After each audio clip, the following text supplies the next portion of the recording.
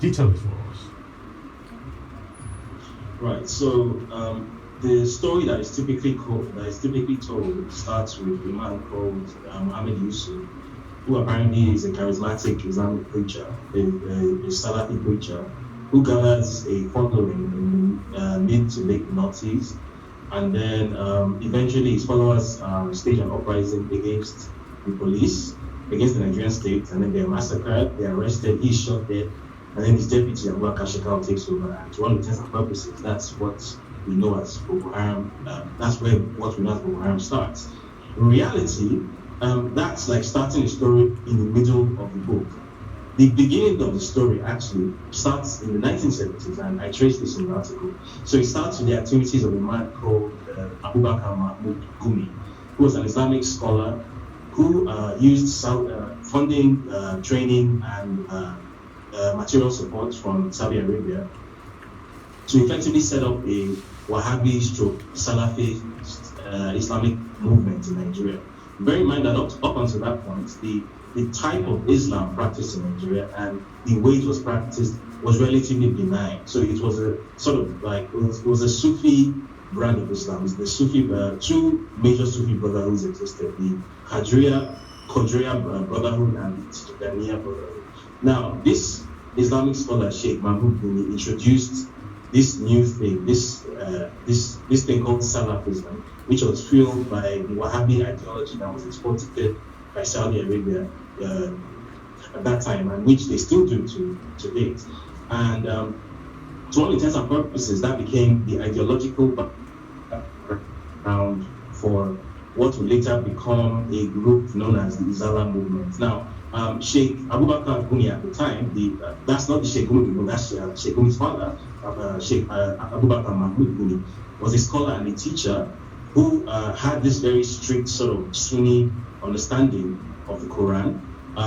When his friend Ahmadu Bello died and he was looking for a new benefactor, he turned to the Saudis, and the Saudis were only too happy to flood into Nigeria with their ideology and their money and their training and all of that. So the Izala movement grew out of this Saudi indoctrination in the 1970s. Eventually, the group was officially formulated by one of Sheikh Abubakar Gumi's followers, Sheikh Idris, and to all intents and purposes, that was the start of what we now know as the Izala movement, also known as Jihad.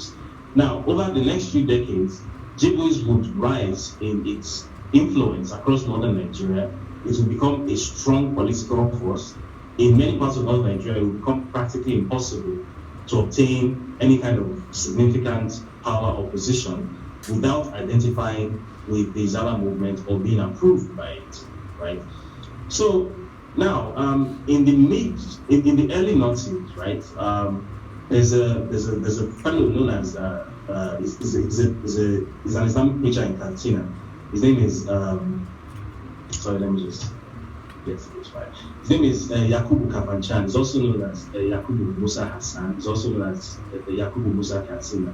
Now, according to a document submitted by the Nigerian government to a UN Committee on Counterterrorism, and this document was submitted in 2006, this fellow, Yakubu Musa Kafanchan, aka Yakubu Musa Katsina, was arrested in 2002 by the Nigerian security agencies for trying to set up Taliban training camps in Nigeria and for trying to set up terror cells in Kano and in Katsina. This was as far back as 2002.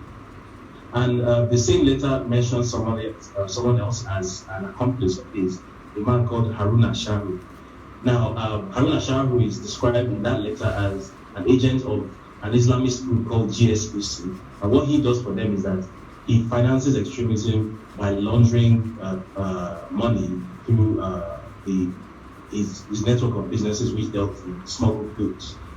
And this was a letter that was sent by the Nigerian government itself, by Ambassador Aminu Wali at the time, under the Ambassador government. This was sent to the UN. The Nigerian government itself wrote this, right? Yeah. And then in the same letter, somebody who many people would never ordinarily associate with terrorism, founder of NASCO Group, his name is Ahmed Idris Nasruddin, was also named, and the letter claimed that due to his being recognized as a global sponsor of terrorism by the US, that his business interests in Nigeria were provisionally forfeited to the federal government. I went digging and I didn't really find any evidence that this actually took place. As far as I could tell from all the CAC records and from all the other records I get my hands on, Idris Nasreddin never actually lost control of his company for a single day. But that's what the letter anyway. Right.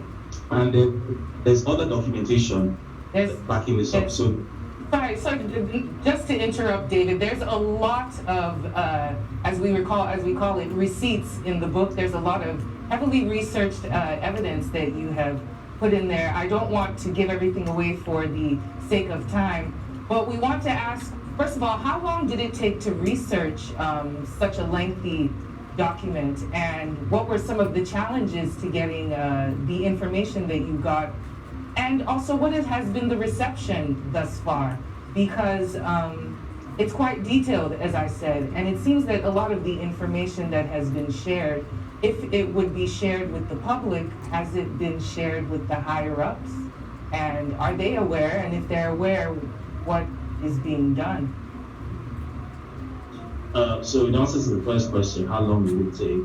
I would say, surprisingly, in terms of actually putting it together, after the research, the research was the longest part, so maybe that took the best part of maybe a couple of months. But the actual drafting, believe it or not, came together in about 5 or 6 hours. It actually wasn't. The research is always the most difficult part. Now, with regard to you asked the question that what has the reception been? Yes. Well, the reception has been. There's a very large majority who are absolutely stunned at the existence.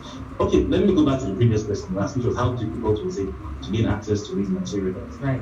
What I discovered that there's actually a wealth of material that is available on the early days of Boko Haram and of Islamic terrorism in Nigeria.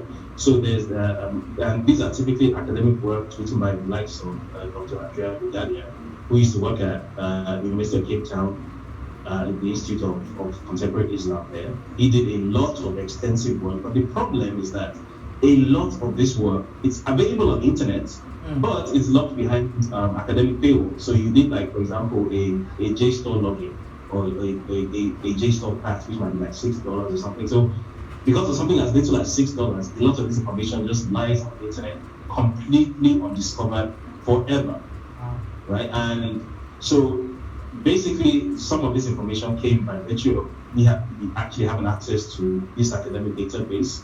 So I can actually search on Google and then click through and actually find it without having to pay, because I have access to these databases. And there is a wealth of information that is available. Like this, the challenge was actually keeping this thing to the length that I was able to keep it to, because there was so much more I couldn't even fit it. The reception has been mixed, as I said. The vast majority of people who have seen it are absolutely shocked that this information exists.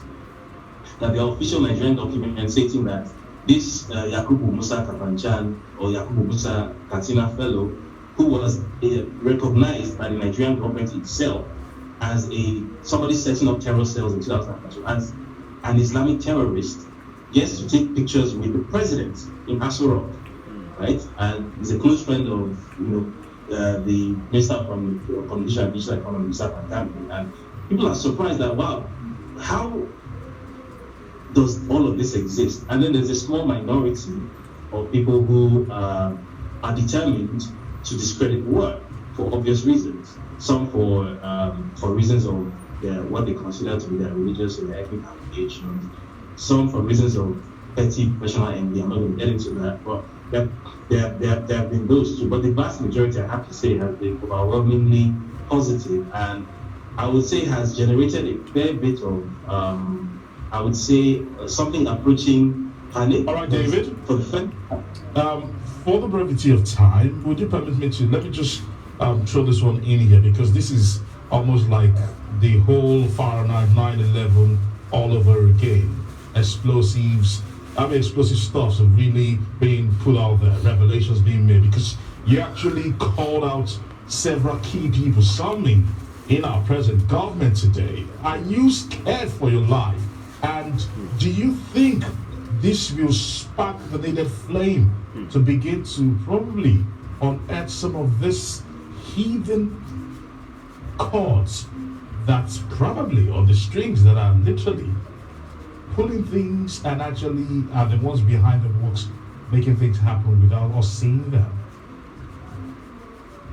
So, with regards to the first question, on my step of my life, what I would say is that I think we sometimes give the powers that be a bit too much credit, as powerful as they might be, as much of the global reach as they might claim to have.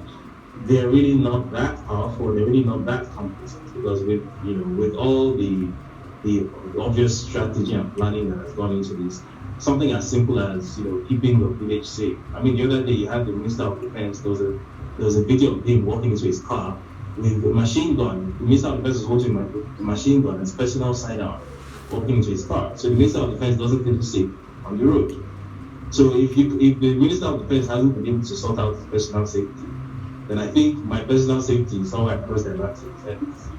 The Nigerian government or the Nigerian establishment or the Zala establishment, whatever it is, has bigger problems and shouldn't even be trying to go after the Hundeyin, because I'm not sure they can drive to their villages right now. I'm not sure the road to their villages is secure. And then secondly, you asked that will this spark something? The only people that can answer that question are Nigerians themselves, because I don't think this is the first time that someone is putting out information that could potentially be hip-hop defining. As I remember in April, I was on this show, I was on this TV station, I was talking about the Isa Bantami story, and at the time it seemed as if that was the coin drop moment where the penny finally dropped and people finally realized that this is what is happening. But as we saw, the Nigerian government simply decided to be intransigent, and eventually people moved on to other things. So it's up to Nigerian people themselves in this case to decide whether they're going to play the same game this time around and move on after shouting for a couple of weeks, or if this is going to lead to an actual permanent mentorship. Very riveting. Thank you for that, and thank you for the book. David Hundeyin, author of